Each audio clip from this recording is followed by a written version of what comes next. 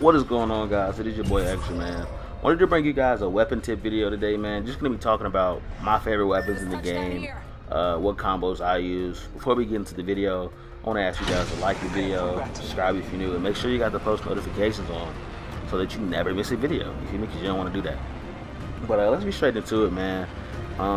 There are two gold guns in the game that I feel like you should never pass up on. That's the Mastiff and the Crabber.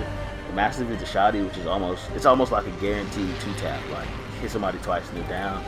The Crabber's a gold sniper. You can only get both of these out of the drops, by the way.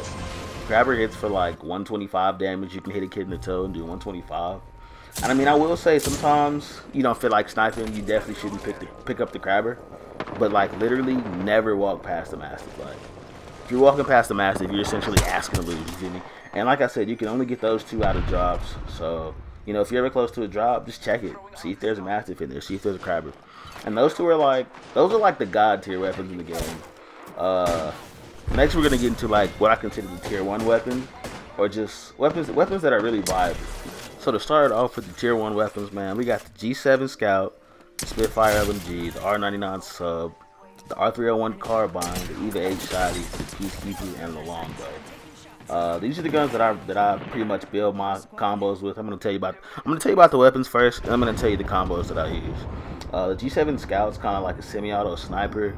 It reminds me of like the FAL from Black Ops 2, where you can just kind of tap the trigger and do some big damage with it. Up next we have the Spitfire LMG, and I'm just a big fan of the Spitfire, man. I feel like the recoil isn't that bad. The mag is gigantic, so it just allows you to spray down fire, like.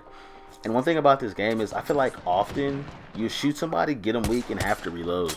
With the Spitfire, that's not an issue because the clip is so big, and I love that. And up next we got the R99 Sub, and the R99 literally just shreds. Like I think it has like an 18 bullet clip, and with those 18 bullets you can put some work in. It's primarily a close range type weapon, so you know obviously I want to stick to close ranges. But up close and personal is dominant, I'm trying to tell you. After that we got the R301. The R301 is it's really accurate and consistent. It reminds me of the ICR from Black Ops 4. If anybody plays Black Ops 4, still the game sucks right now. But we ain't gonna talk about that though. But yeah, the R301 is it's super accurate, it's consistent. That's what I love about it. And like consistency kind of segues to the next gun, because that's the EVA. The EVA, it's like the auto Shoddy, kind of like the TAC from Fortnite. And it's just really consistent. Like every shot with the EVA is gonna do like 40 to 50 damage. And like knowing that, you can kind of plan around that, and it's crazy because like that segues to the Peacekeeper, which is the pump Shoddy in the game. And like the Peacekeeper is dominant when it's hitting, and when it ain't hitting, it sucks. So some days I'll hop on, use the Peacekeeper, I'm hitting kids for 100 in the head, and then the next day I'll get on and I'm hitting kids for 15 and for 30. So the Peacekeeper is kind of like, it's a day-to-day thing for me. Like some days I pick up the Peacekeeper, I'm frying. Other days I pick up the Peacekeeper and I'm getting fried. It's just, hey, that's how video games work sometimes. Then we got the Longbow and the Wingman. They're essentially the same weapon. The Longbow is for more medium long range, and it's easier to hit shots further away. The Wingman is god tier, but it's not always easy to hit shots unless your shot's just stupid crisp that day. So be careful about that with the Wingman. And yeah, so I'm gonna get to the combos that I like. My number one go-to setup when I'm really frying is probably like Spitfire and the Peacekeeper. Like when I'm really in my bag, because I can mow people down with the Spitfire in close range. I can just dominate with the Peacekeeper, like dropping bodies type shit. So that's probably my number one combo. After that, I'll probably go G7 EVA, then R301 EVA, and then Longbow R99.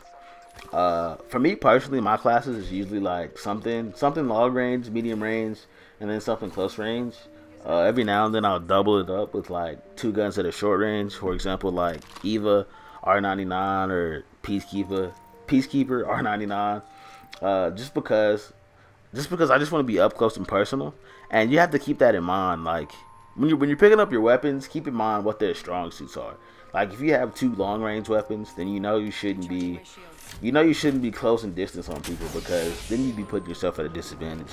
So you know, just think about stuff like that when whenever you're picking up guns, because essentially you can make any 2 guns work. You just have to play to those weapon strengths. You know what I mean? So now I want to kind of talk about get into some of the other weapons that I feel like are okay, but they come with some extra stuff. So first thing I'm gonna talk about, man, is the flatline. When I first hopped on Apex, I actually heard a lot of good stuff about the flatline, and if I'm being honest with you, I'm really not a fan. I feel like the clip size is too short. The recoil is it's a little bit unpredictable, not too much, but just enough to get on my nerves. I like the wingman a lot, but if your shot's not stupid crisp that day, bro, do not scoop the wingman because you're gonna get fired. I'm gonna be honest with you. And okay, these last two weapons are guns you should just never pick up. Like, mental note, never pick up the Mozambique, never pick up the alternator, unless you literally have no other option. It's the beginning of the game, but you never want to carry those. The Prowler, I feel like the Prowler is one of the best guns in the game with select fire. Without select fire, it's a 3-round burst with a 20. The Prowler is also like the Flatline, where it has a 20-round magazine, so you gotta also keep that in mind. But it does shred though. It does shred. The devotion gets turbocharging, which essentially just makes it shoot like ridiculously fast from the jump. The problem with the devotion is just that you're gonna have a tough time finding energy ammo. Same thing with the triple take, and I actually like the triple take. You don't come across it that often, but it's actually a pretty good weapon. I'm not gonna lie to you. The wingman and longbow, those get skull piercer. The skull piercer mod, if you hit a headshot, it gets you like 80 to 125 damage, which is pretty godly. You know what I'm saying? If you can really hit those headshots, you will be dominant with those two weapons. And the last two weapons that get a mod are the Peacekeeper and the triple take, and they get the precision choke, which it just lets you charge up your shots and do guaranteed. It'll be like guaranteed 80 to 100 something damage with those. So, but the thing about the precision choke is timing your shots, because when you're charging the weapon up, it throws off your time a lot. If you pick it up and try it, you'll know what I mean. And yeah, guys, that's pretty much it for my weapon guide for Apex. Let me know any guns. Let me know any guns I did bring up that you feel like are good. Let me know any guns that I did bring up that you feel like suck. You know, just call me out if I'm wrong. Let me know. But as always, fellas, it's been your boy Extra Man. Like the video if you liked the video. Subscribe for more content, and I'll see y'all boys next time.